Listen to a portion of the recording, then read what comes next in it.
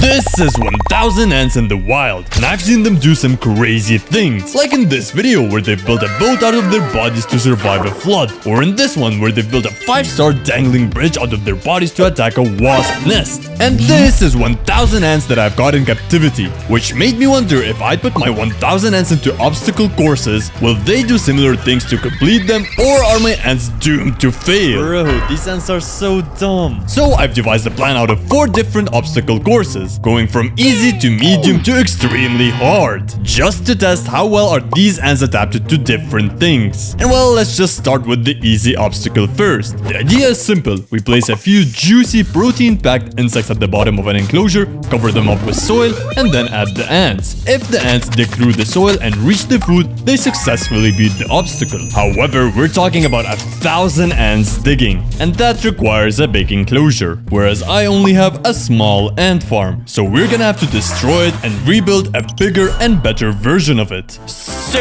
I've written down the dimensions and well tried my best to replicate the humongous size of the ant farm I'm planning on building, meaning we can now head to the plexiglass company, where I'm getting the materials for the ant farm. And actually we went back because it was kind of hard to cut on our own, so we decided to let the workers do the magic. Not only that, but we also managed to get everything for the other courses as well. Finally, with all of the cutting done, it was time to load everything into our car and drive back home safely.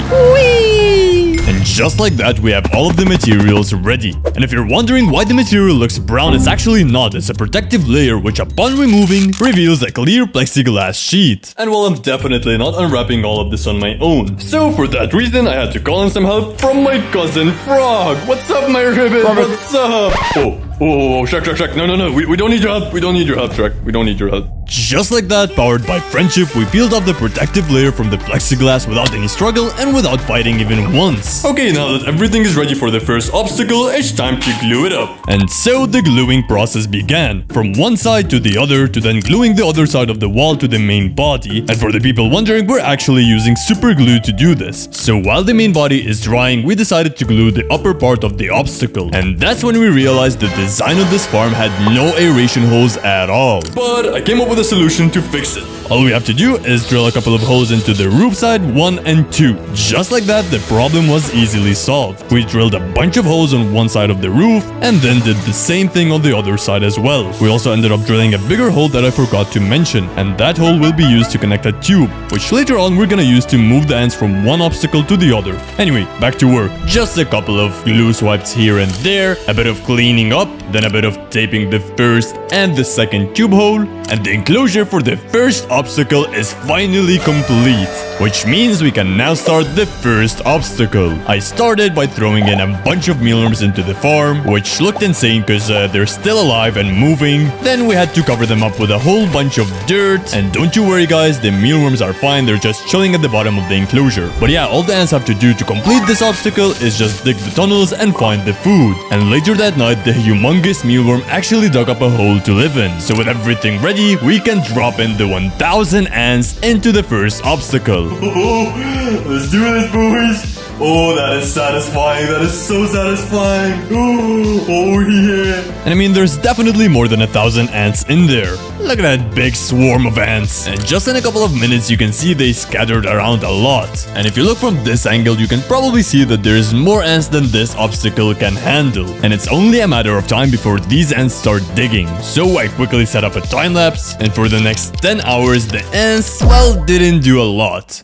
They did move a little bit of dirt, but not nearly enough to reach the bait. And I think the main issue is the strong light. So let's just try and turn it off and see what the ants will do next. 3 hours later. Oh yeah, look at that! Look at that, guys! The ants are already digging the tunnels. Let's go! So it was actually the lights.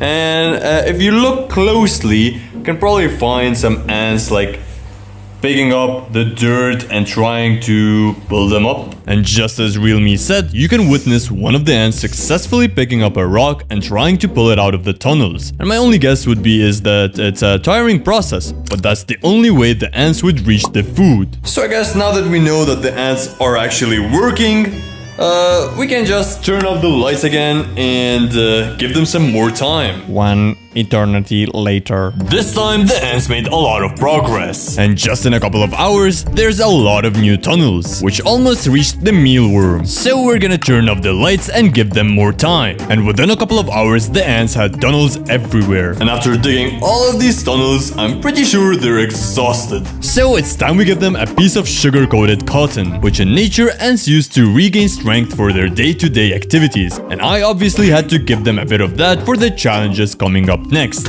Okay, I just noticed something. Very cool.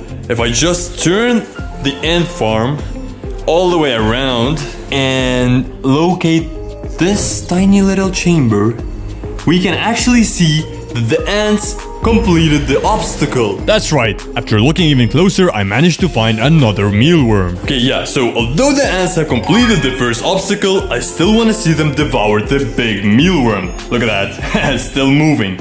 So let's just give them a bit more time and see what happens. Well, we definitely missed the chance to see them devour the big mealworm. However, I did capture the ants moving one of the small ones into the upper part of the farm, which was quite fascinating. And with the first obstacle completed, we can now move on to the obstacle number 2, with the idea of this obstacle being very simple.